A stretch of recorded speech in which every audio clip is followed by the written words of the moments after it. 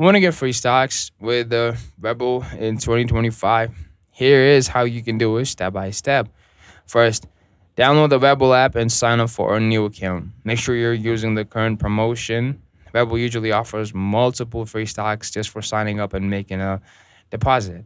Once you create your account, go through the identity verification process. After you are approved, deposit a small amount, even as little as $5 can qualify you for the bonus.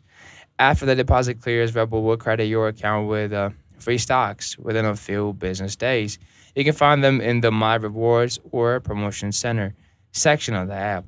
These stocks are randomly selected and can range from a few dollars to higher your value shares.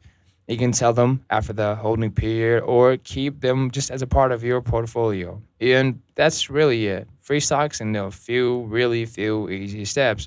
If this helped, like, subscribe, and let me know if you do have any questions in the comments. I'll try my best to get as soon as I can to get back to you guys with any questions you got. Yeah.